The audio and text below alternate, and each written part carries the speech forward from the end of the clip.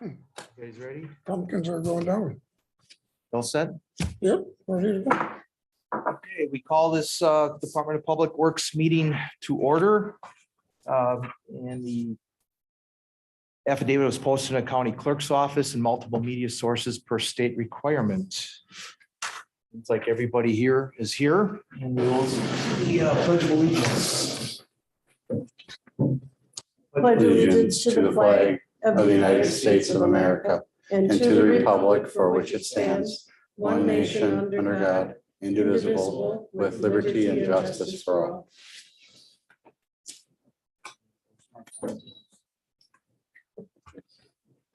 With that. Okay, consent agenda. Everybody read it through. Now I need a motion and a second to approve. I'll make that motion. I'll second that. Okay, motion made by Supervisor Hartwig, second by Supervisor Krieger Gunrun.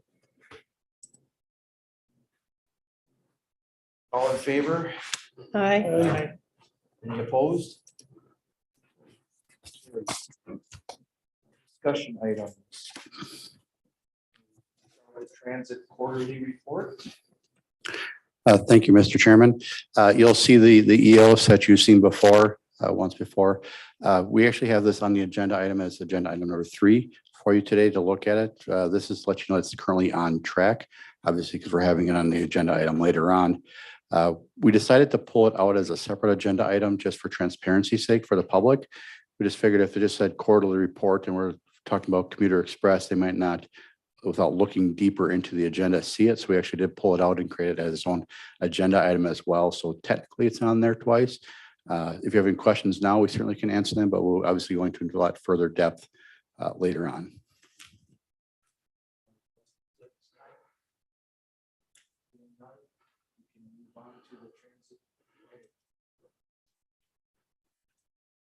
So you'll see in the report as well, the ridership, and we have made some comments on there as well, a one-page little summary report, as well as the numbers that you've been seeing, well, for several years now, this committee and the committee before.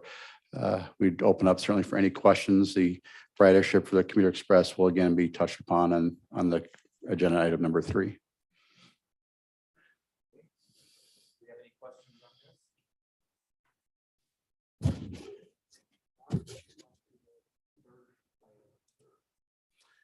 Thank you, Mr. Chairman. I will set this up and then Joy, our transit manager, will go into a little more detail for you going forward. So you may recall that when the pandemic hit, there was a stay at home or work from home order.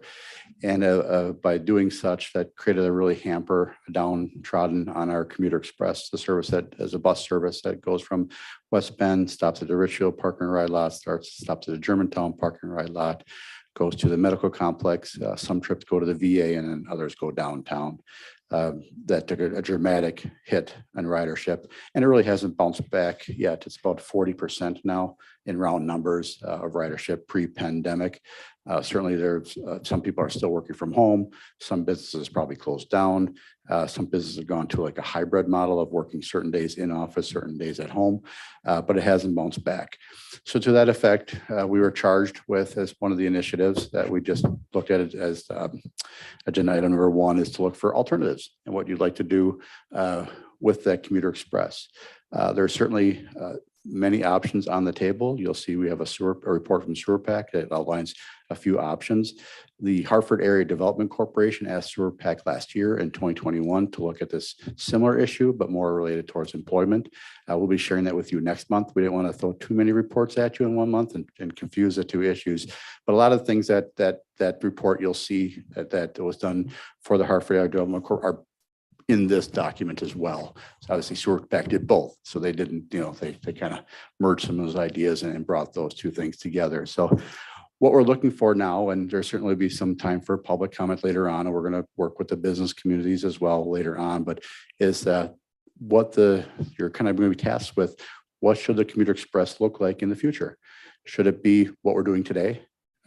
More routes, less routes? Should we look at reverse commutes? Should we look at something completely different? Like you'll see a flex ride option, van pool options, and other potential options that could be out there as well. So it's really kind of open-ended. There is no right, wrong answer right now. It's really looking at you for policy and obviously financial when the budget comes through next year, what you want to support in 2024 and going forward. Currently, our bus service is being funded by the CARES, CRISA, and ARPA funds. So they're not in the budget right now per se. We are not looking at the shared ride taxi. If you saw earlier, the numbers are right around 94, 91%. So near pre-pandemic numbers anyway. But you see with the Commuter Express, there was a downward trend in ridership from 2013 on when you look at it in the aggregate. So realize that it's now time to probably look at that system and to see if there should be changes made to it. So it's kind of the history a little bit of where we came from and why we're here today to discuss this.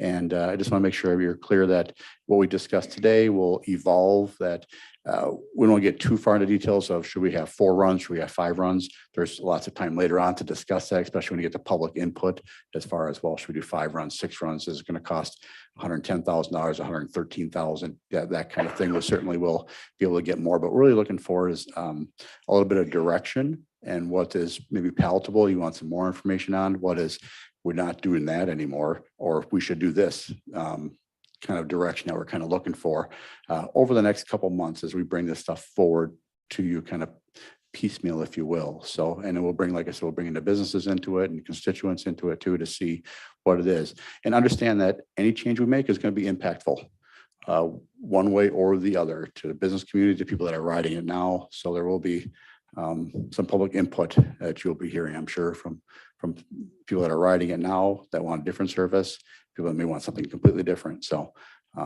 this will be a little bit of a lift for our committee. Last couple of meetings have been pretty short, and now we're going to dive into this. So with that, I certainly open up to any overall questions you have. We can certainly, Joy is willing to go through the sewer pack report at a high level, not obviously word for word, but just kind of give you kind of a feel for some of the things we talked about with sewer pack, show you some of their maps that they had, and to kind of run through that and open up to any concepts or any ideas that you may have that you want us to explore maybe a little bit further. I know that in the mid-2000s, there were buses that transported employees out of Milwaukee into the Washington County area. Yes. And how did that work? Yeah, from what we can gather now, that was before we were involved in this, was that we found information that they dropped off in Germantown, correct? Yeah, so I If- can tell you a little bit, yeah, so that was I think you're talking about Just a minute, put it on. We actually got these working, so we're actually gonna. oh, hey, we'll put okay. them to red. There you go. So I think what you're referring to is the jobs line. And it was a Milwaukee County bus that was completely grant funded. And, to get people into Germantown, for that reverse commute. Now, it didn't do the last mile part, which is the part that we always have issues with. Your ridership again was kind of down on the low side, or it wasn't sustainable after the grant funding ran out. That was about 2006. Yeah, so as when the funding ran out, they had to cancel the line. Right. And when we say last mile, what that means is that they would drop you off in a park and ride lot. Yep. And that last mile, you'd have to get from wherever you are, that last mile to wherever you want to get. So just when we talk about, I know you might know it, but I just want to make sure that people at home and everybody else understands what we talk about last mile is. What happened is the employers had some sort of a transportation method that they would pick up their employees and then bring. I worked at Slinger Manufacturing at the Okay. time, and I know that we brought, I'm not sure it was Germantown. I really thought it was around the Cabela's area where we now have Cabela's, that the drop off was, because I think we only went that far. And then we picked them up and brought them to our workplace. It could have been because that Richfield and Germantown T right Yeah. by Cabela's right there. So that could have been the northern extent of it. There's other places like Staff Works, right? Will come up. You've seen their buses. They used to be green. Now they're mostly white. But coming up and bring workers up from Milwaukee as well. So a little different model. But that is out there as well. But yes, there's definitely been attempts and current operations bringing workers from Milwaukee up into Washington County. You said that you're talking about public, once this comes up to life, we're gonna get more feedback. I think that's what we need. We hear what the public thinks.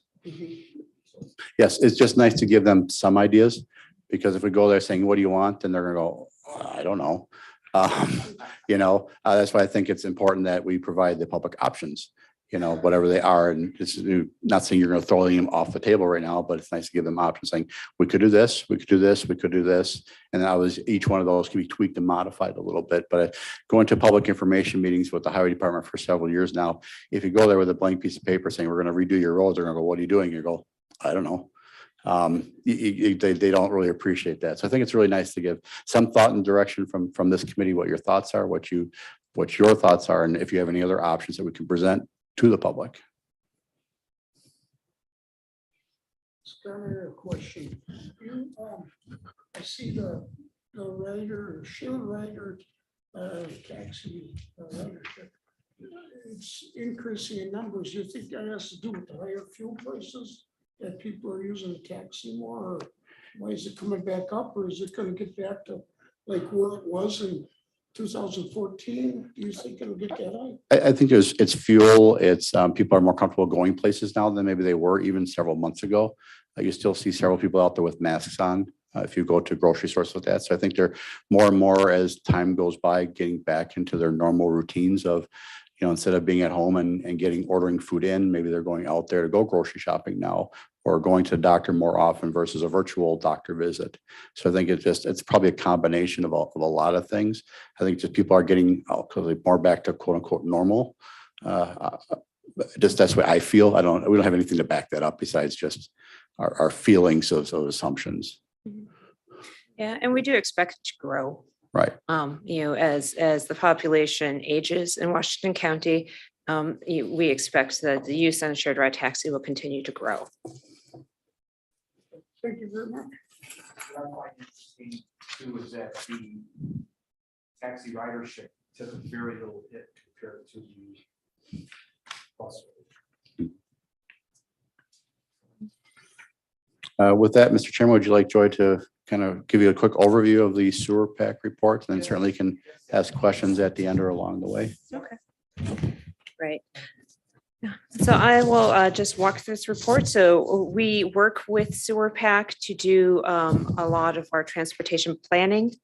And last fall, we had narrowed it down to some very specific questions of what they should look at and some specific options. So these are the different models that they came back with the idea of focusing on employment transportation needs in Washington County.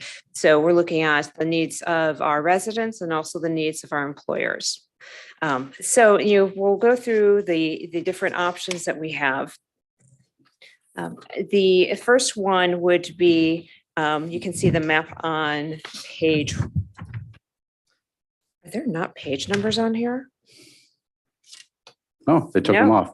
The draft There are had no page passed. numbers, yeah, So it's the map Map with the one. red line on it. yeah.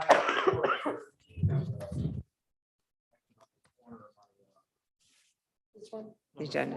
Yep. Yeah, so maps 1 and maps 2, map 1 and 2.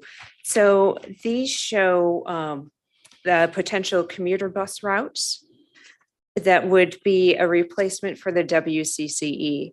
So these routes would go down, not all the way downtown, but would stop at the regional medical center and then have one route going to the VA. And commuters would then be expected to catch the bus rapid transit for any further service to downtown Milwaukee. And so it would also at that point bring riders back up. So it's envisioned as being more of a I-41, Highway 45 express route that's connecting Washington County, Waukesha County, and Milwaukee County in both directions.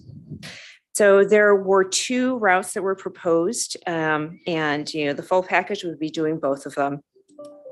One going up to West Bend. So this is the map 1. It would stop in West Bend at Park and Ride. They missed the stop there. We wanted this one to stop at Jackson at the Park and Ride there. Then the Landon Road, Pilgrim Road, which will not be served anymore starting next year. by any other service. So MCTS and Waukesha County are killing Route 79 that used to stop there. And then it would go down to the regional medical center where they could connect with the BRT. And we wanted to keep the service to the Veterans Administration Medical Center because there isn't really any other service that goes down there. Or that wouldn't be easy to connect from where we would be stopping at the VA or the medical center. So then the bus would be able to turn around and come back, you dropping people off in Germantown, in Jackson, and in West Bend. The second route would go out to Hartford. So we were, again, envisioning that it would not stop in Jackson on this one, but stay on I-41. So go to Hartford, Slinger, Richfield, Pilgrim Road, and then again down to the Regional Medical Center in the VA before turning around and coming back and doing that service. So the reason for that is obviously that we don't want them going to Jackson, coming down, going through all the roundabouts by Cabela's to go back over and back down. It made more sense that each of the buses stop the same amount of times. So you go 4 stops and 4 stops. So we just didn't get that change before it went out to the committee, and we don't want to make a last minute change to the maps for the public to see. So, but you basically have the same 4 routes. So there's pluses and minuses. We can certainly go through on both of those options. And this is one of those things where later on we can discuss, well, do they go 3 times a day? Do they go 4 times a day? Do they go 5 times a day? Right. And the more times you go, the more it costs. So that's the part of the conversation later on that we can certainly have, in depth later on. But right now we're just looking, is this a concept you like? Is it a concept you don't like? Yeah, and do they have the estimated cost tables in there for both of the routes? And it was estimated with 4 in each direction. Is that correct? I believe 3. 3 cycles in each direction. And I wanted to really point out that these are very much on the high end because they were looking at our current contract cost, which is for the coach buses, for the special service going all the way down to Milwaukee and back. So we would envision that it would be the contract cost itself would likely cost less. Would be you looking at smaller buses, we'd be looking at less time on the road, for each run. So that is, it's almost like a worst case scenario high number. And included in there too, they did say that Washington County would prefer to have our own buses. That too is a change. That's not what we're looking for. We don't want to own large buses that are doing the commuter express. That was actually supposed to mean does not want to own the bus. It would be kind of the same service we did previously with Go Right Way and currently with Coach USA. It may be smaller buses, but a similar type of arrangement. Yeah, the cost of even smaller buses has gone up to a point that we don't want to be managing that fleet. Do you want to stop and ask questions on that particular concepts? Like I said, there's pluses and minuses. A minus is obviously people that were going downtown on a coach bus now have to make a transfer. And so that bus does run every 10 minutes. And certainly one thing we could look at is having our bus, I'll call it sitting and waiting, especially in the winter or heat of the summer. But that's obviously slows everything down. So just something to keep in mind back here when people, are here later on or talking about it in the public, that is that a concern? Yes.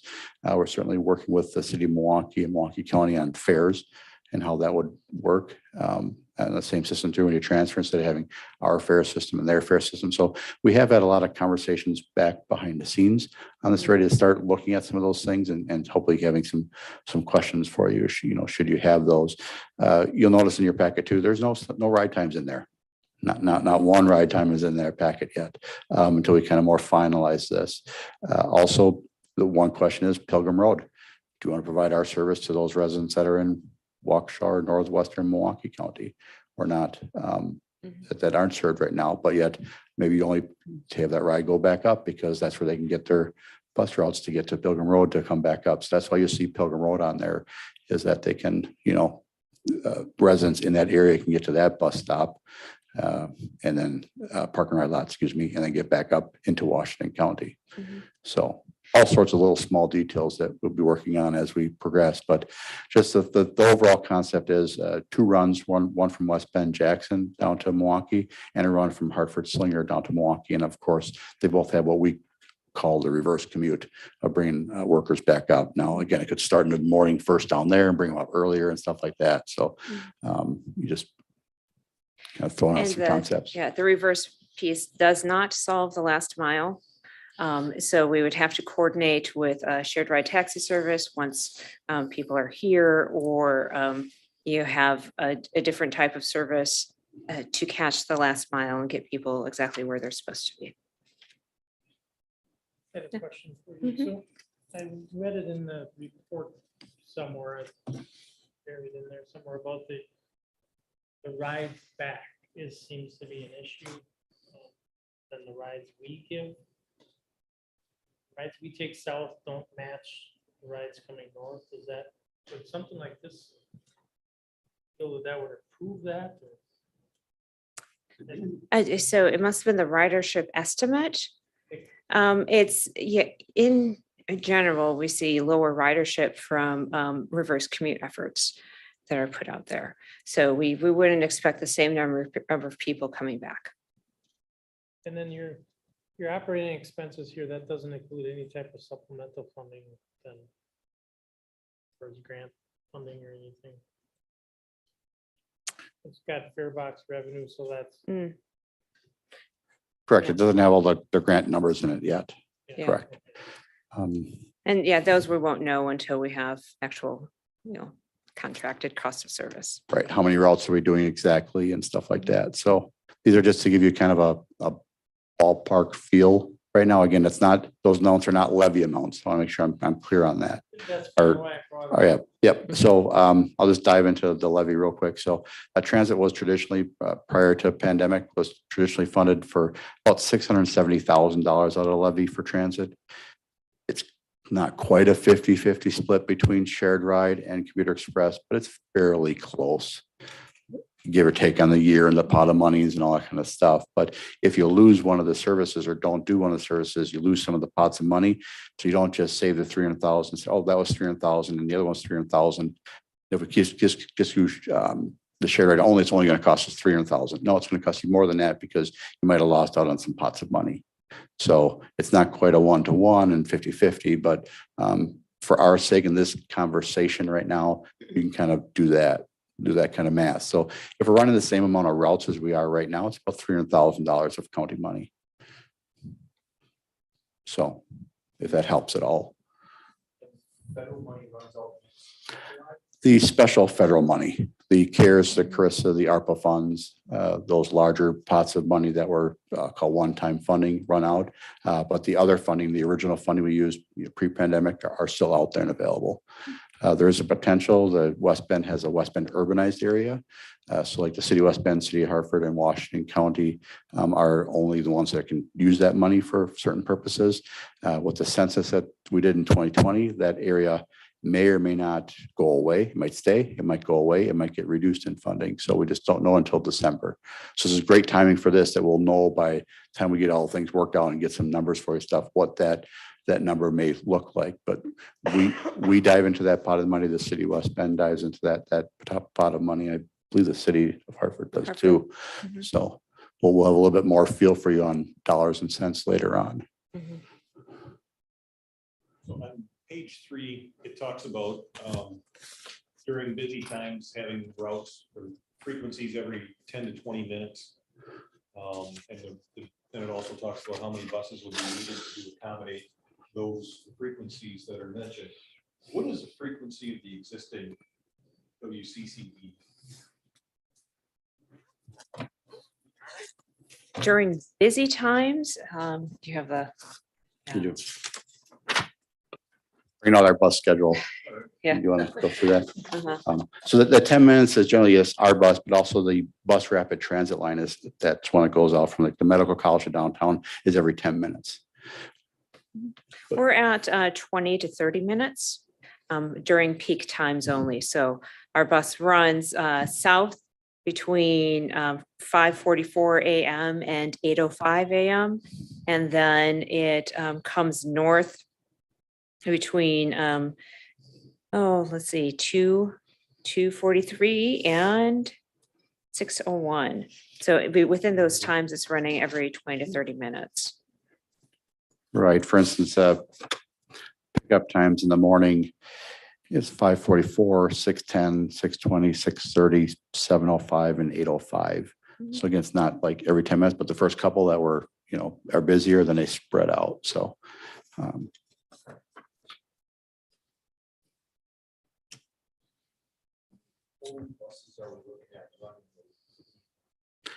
well, yeah, so right now it's shown as three, right? And that's up to this committee to help decide. Is that a good number? And we certainly will help you with that, and the public help you with that, and the businesses help with that, right? When do the businesses want their staff to arrive? And if they're all saying, hey, we need them all there at 7, well, they only need to come one time. So it's really going to depend on what that looks like and how much you want to spend. We can run it every 10 minutes each direction for 5 hours, but we can't afford that. And so it really comes down to, we had a starting point somewhere. We're like, well, 3, right? The first bus can go down, come back up, maybe make one more trip, and it's done. Then the other bus is making that interim route, because it comes down to how many buses you have going to, right? If you have 3 different buses doing it, well, that gets maybe more expensive, or 4 buses doing the same route. So it's that route time down, route time up, but definitely the number of routes is going to be, part of what we're looking at here. If this is the option you're looking at, now there's other options coming too. But if you're looking at this, that's the whole public conversation that we'll be having in the future is, what does that look like? Again, we don't have any like times written down and anything like that. This is kind of more higher level starting point stuff. Yeah, and if we're contracting this out and expecting them to have the buses, then it's really the contractor's choice on how many buses are being run. We just tell them when it has to be there. And then they'll tell us how much that costs. The last question I have on this. The one year ago, or when we cut back the roads. I know we had some people come complain, but since everything kind of settled in, if we still get complaints or. Yeah, so. I've gotten one request to add more in the afternoon. But that's been it, just one. And I had And one no- request asking for Friday mornings, because once a month they go down to the Milwaukee Symphony Oh, yeah. with their club, and the times they go down now aren't convenient. So we did get 2, yes. But no more complaints or that there's not enough service. Seems to be working. Forward with this. Do you want a census from us before we feel on this? If we can go to the next option too, and Yeah, kind of roll through that one and see what your thoughts are on that, to do a couple more, options in the report. Yeah, so the next option that was presented was flexible shuttle services. And we're hearing quite a bit about flexible shuttle services right now. And I want to be very clear about this one. This is bringing employees into Washington County. So you'll notice that the expected ridership is about half of what the other ridership was for the first option. So this does not, what? Map 3. Oh, yeah, so this is map 3. That shows you the flexible shuttle zones. We're envisioning it starting in Park Place, which connects to different Milwaukee County bus lines, including the blue line that goes directly to downtown Milwaukee. It is a 45-minute ride to downtown Milwaukee from there, but it does connect in. And so we would be picking up and dropping people off at Park Place. And the straight lines would be just on the road driving, and where you see the stripes, those would be zones that the vehicle would be allowed to go off route to drop someone off directly at the address where they need to go.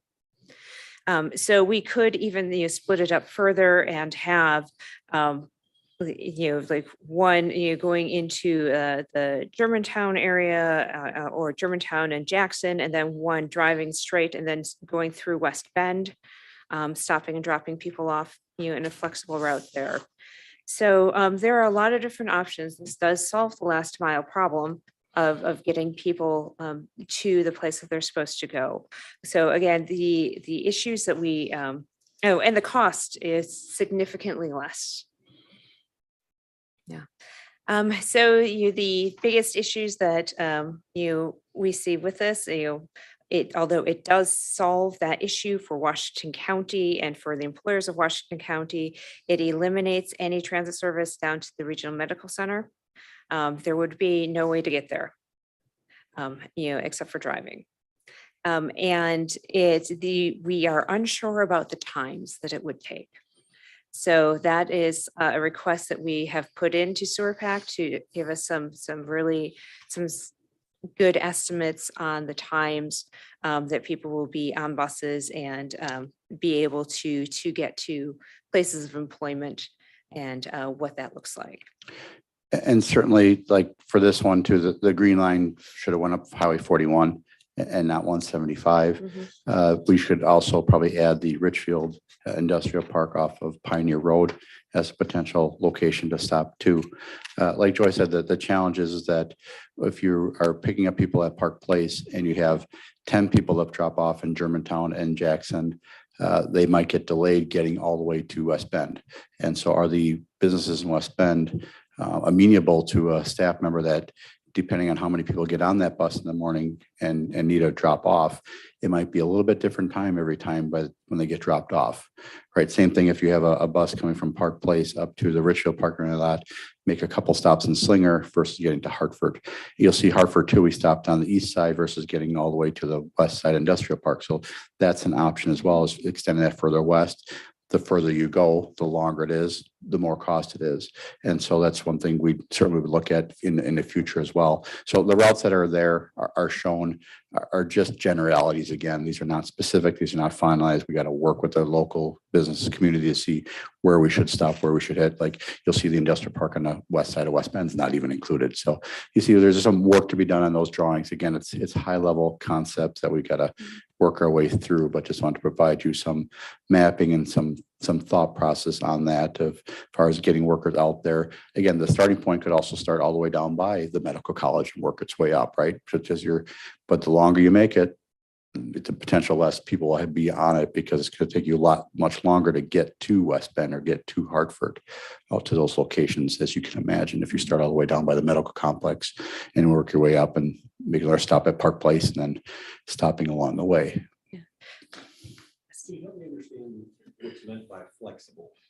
Is it flexible on a daily basis, or is it flexible where it's set up on a monthly basis, or is it a rider gets on and here today I want to go here, tomorrow I want to go there? It's more like that. So think of it more for business purposes, for jobs, right? Certainly if they want to go from Park Place and go to Walgreens in Jackson, they certainly have that capability. But typically speaking, it's going to be for a job at Walgreens or a job in your industrial park in Jackson or West Bend. And so typically speaking, they're going to get on and say, I need to drop off here.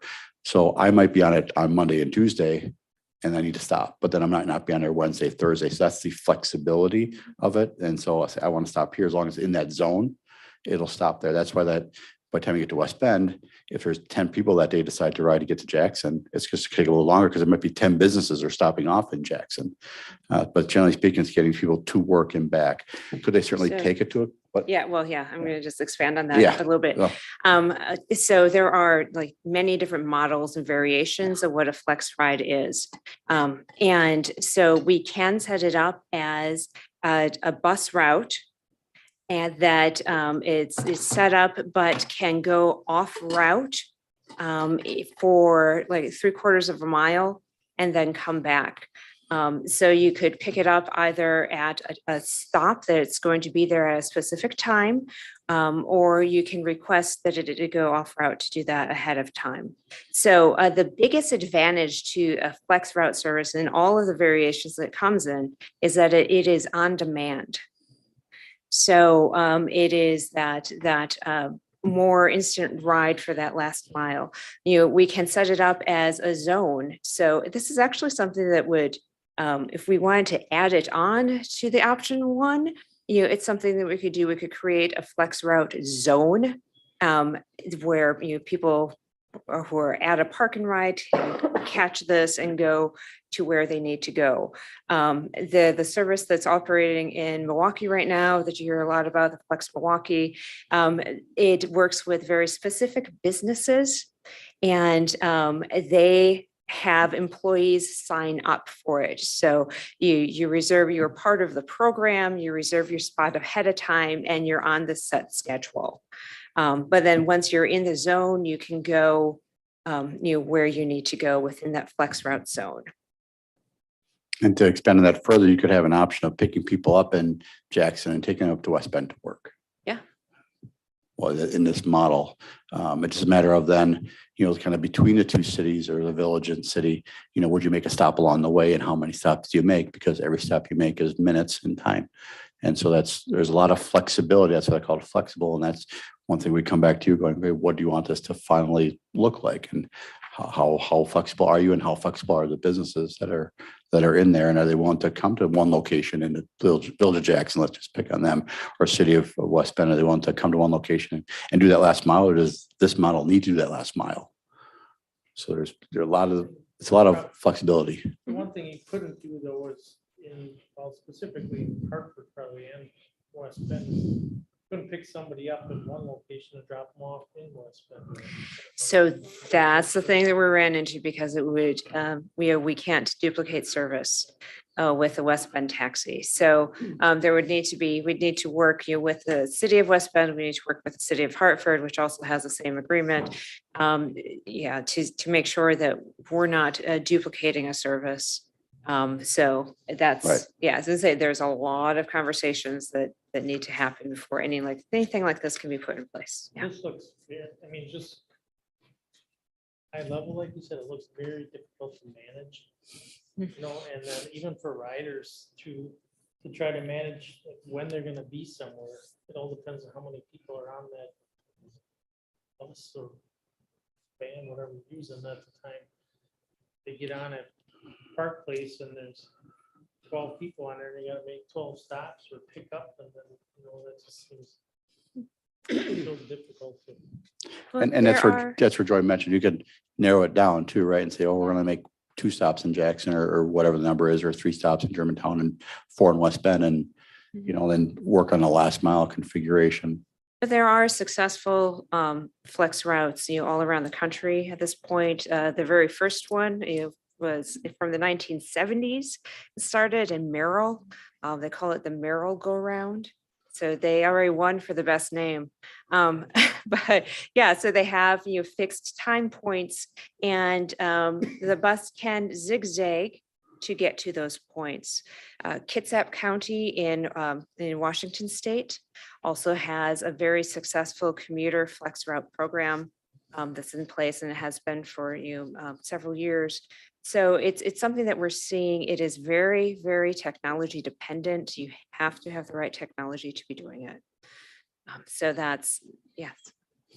Just a question, that east-west bus transit service, it says it provides, the service will provide every 10 minutes service during peak hours. How many buses will it take to do that? And that's Milwaukee That's County. Milwaukee. Yeah. Milwaukee County is running that. So that's their bus rapid transit. Yeah. So think about it, it goes from the park and ride, that's right by the Watertown Plank Road, right by the Milwaukee Public Works Building, near the medical complex, and just running downtown and out to Waukesha Yeah. too at some point. I got dedicated lanes for much of it. It's got different style of onboarding, so, and a different way of pay to make it really quick on and off. So yeah, I'm very excited about it. Yeah. Would it be safe to assume that obviously the more flexible you get with this thing, the more it would push the cost up as well? No, not necessarily. You would have to offer more bus routes or more rides or. I think there's going to be like a fixed number of people, yeah, who, there's a limit of the number of people who would, yeah, who would be taking this, yeah.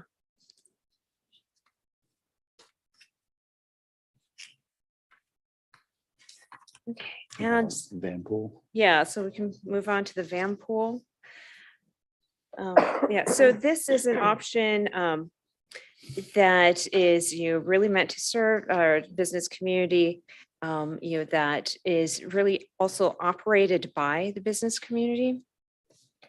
And it's a van pool system. So there would be a partnership and employer-sponsored van pools that the employer would purchase and administer the program and obtain insurance. And so they would pretty much be, we're at that point, Washington County would say, we'll help you get this set up. And it's on you to run it. There are some options to do it, and that's, one way that that's just been done. So again, your van pool service is also something that would work if they want to do that, just do the park and rides, and we were doing a freeway flyer back and forth, or they could have the full responsibility for it. So yeah, I don't really have much more to say about that one. And I think with financing of these as well, just kind of touch base on that. The last one is kind of Uber and Lyft. I think everybody kind of understands what those services are and the expense that is associated with those. But what we're looking forward to is that once we work through this process is also not just maybe government paid, but public-private financing, as well as maybe public, talking to those local municipalities as well, depending on how the service is set up, finalized, to see what that looks like. So the funding component too is out there for consideration, as well as how that looks. In overall ridership, I believe Supervisor Rubin brought up, was asking if, because we track the count, but do we know how many different people ride? And I think you answered that you don't really track that. No, we don't Are we track. servicing 50 people every day, the same 50, or is it 100 different people on different days? There's no way of tracking that. No, there's no way of tracking that. If we can look at the closest day that most people are riding the WCCE is on Tuesdays. We've found here and in Ozaukee County and Waukesha County, we're seeing the same trend, that people who are working flexible schedules are going in Tuesdays or Wednesdays for their all staff meetings. Right. So, if we're getting an idea, that's kind of the day that we're looking at. So we have, other than that, that's the closest we can get for the number of people that we are actually serving. Right. Yeah, I without think- doing a countywide survey and study. I think the other thing we could do is, since the drivers are pretty much there the same day, ask the drivers if it's basically the same, especially because there's not like 50 people getting on every bus. I basically ask them a simple question of, is it the same people, or do you see a lot of different faces? If they say basically they see the same faces, you can kind of divide the number of rides by number of, and figure it out going, someone's typically speaking, you take a ride down, you get a ride back.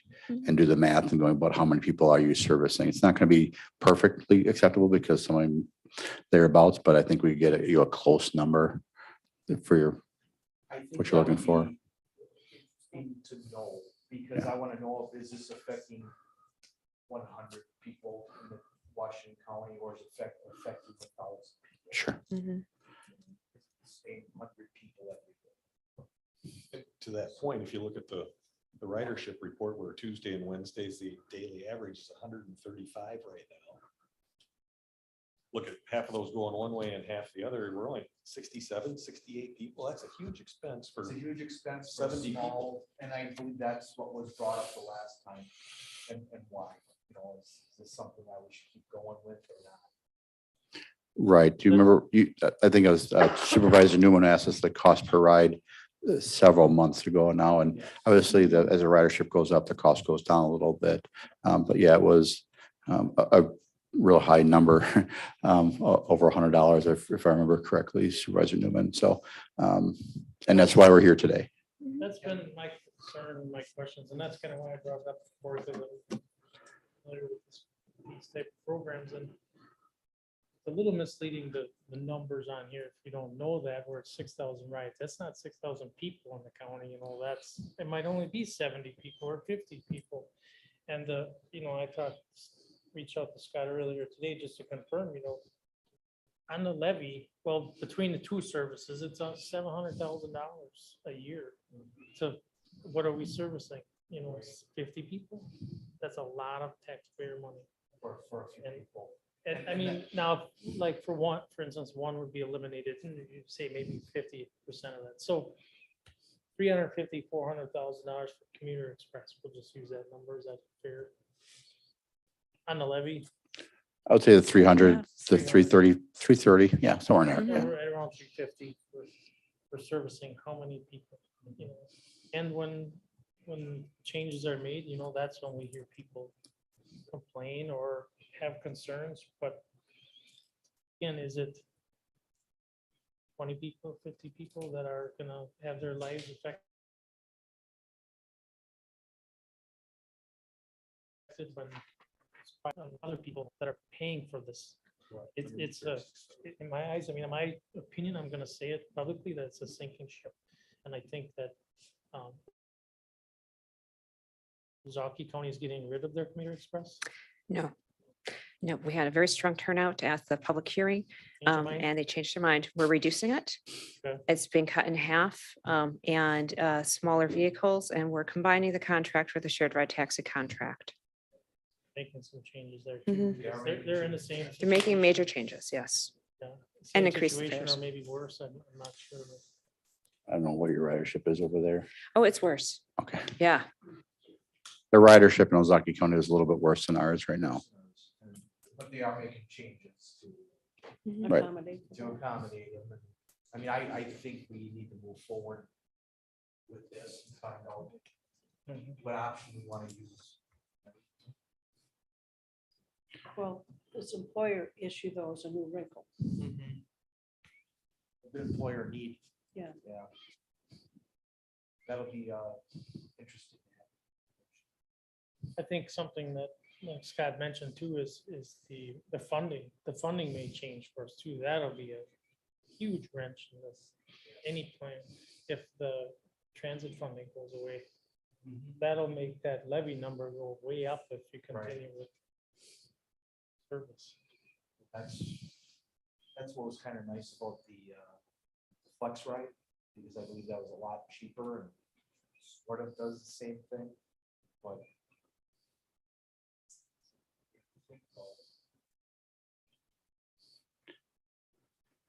So, no, I apologize.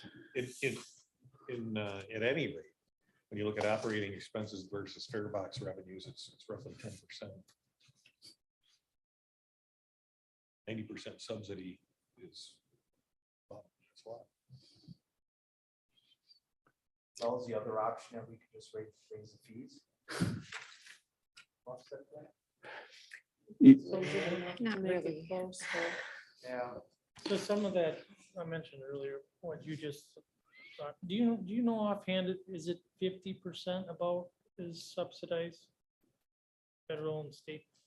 Federal and state, it varies from year to year from 50 to 60%.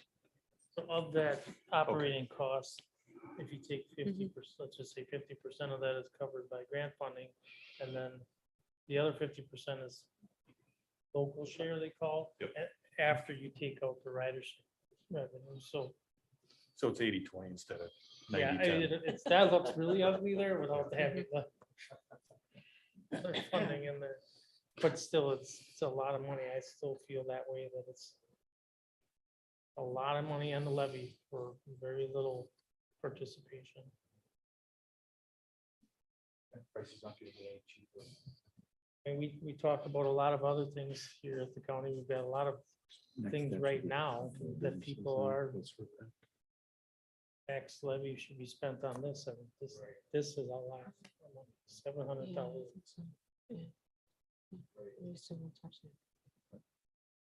Other questions? So if I could go through a couple next steps and for you to kind of let you know what we're looking at doing. So next steps would be to reach out to the business community. If you have any comments to share with them, we certainly would be willing to do that, as well as meeting with the local representatives of those cities and villages that are shown, on the map. Certainly, we can invite others that are not on the map to see if they're interested. But as you know, that's kind of the areas that we're looking at: the Germantown, Richfield, Jackson, West Bend. Going all the way up to Kewaskum is a possibility. But as you know, if you're going from Milwaukee and all the way up to Kewaskum is a little bit much of a pull. We'll certainly ask them to participate. The village of Kewaskum. But it's a much more of a ride, as you can imagine. So that our next steps would be to talk to the communities and businesses and start doing that. Sewer Pack has agreed to help facilitate those. The Hartford Area Development Corporation has also agreed to help get some membership together to start looking at this a little more in earnest. When we get those together, we certainly invite the committee as well, making sure we're noticing that for the clerk to make sure that that you'd have that opportunity to hear right from them if you're so desire to do that, because I know it's nice to look them in the face and hear right from them versus a report from staff as what they're looking at doing, what they could support, both maybe even financially. Is there any of those that are on there that you are abhorrently against or really support, or just take this basically same report and provide it to the businesses as well? And then obviously there'll be a public component after that, right? As far as once we, get something, a little more worked out with the businesses and what they can support, and then the local communities, what their thoughts are. And that's when you start to see the maps tighten up a little bit and all that kind of stuff, and timing starting to tighten up on whichever routes are chosen going forward again, and how important is that ride to the medical complex or the VA and all that kind of stuff, kind of tightening up with all those inputs to you. Oh, 100%. Yes. So you will have the numbers. So what the finances are going to be. Yes, because my assumption is the wish list is going to be here, and the finances, whatever we do, are probably going to be down here, and whatever we do is somewhere in between, or who knows where. Would the group next be corrected before the needs go to business communities and areas in this town? That's who we'd like to reach out to next, if you're amenable to that. Would the maps be corrected? Oh, yeah. But before we meet with them, yes, we'd ask SewerPack to tweak those up. And as you know, we'll do our best to make contact with that, but look with our local Chamber of Commerce's and Hartford Area Development Corporation, and you work with the villages and see what kind of connections they have with their business communities. Is it possible we miss one or two? But we will do our best to make sure we include as many as we can in that conversation.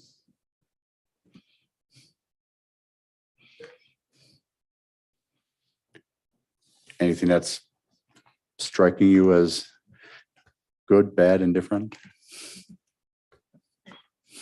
Or just let's see what the public has to say. I think so. I mean, Okay. it seems like everybody feels like it's expensive right now. So we're gonna have to look at doing something, but I think if we go this plan after, let's see how it steers us, their comments. Yes. And then we can do it then. And we'll certainly be looking at grants and opportunities and stuff like that too, just federal, and there's a lot of money that came out of the bill package from the federal government as well, and maybe some opportunities there too as we move forward. So yes, as part of this comprehensive funding will be part of that. I just know my citizens in my district, they really receive nothing from here, so.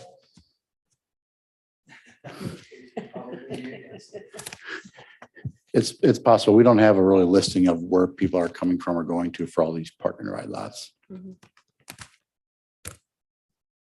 Is it possible to, not that we could insist that anybody give information, but is it possible to request voluntary residence information and things like that from the existing riders? Oh, yeah, absolutely. Request, yes. Yeah. Yeah, that would be good information. maybe that would help us determine how many people are frequent flyers. Mhm. How many games we have actually running. And I mean, we've, oh, And then sorry. too, could we find out how much capacity there is on each bus each day? And, you know, because if they're full, you know, are they half full? Are they quarter full? I mean, Mhm. how many more riders can we serve? Right, Right? right. Yes. Okay. Well, yeah, I know the, I think it's not. yeah. But yes, that is something we can provide. Uh-huh. We'll work with our provider to get. I mean, that Yeah, would well, kind of he's give us watching an today, idea so. of how Oh, many good. Tom's people watching, really so. using it. Yes. On the shuttle bus or shuttle. Flexible shuttle routes, Mhm. would those be? That be a contracted service or would that be, well, I know it's contracted, but would that be county owned? Buses or? I believe these are also medium-sized buses, so we would not, Those wouldn't be. no. Okay.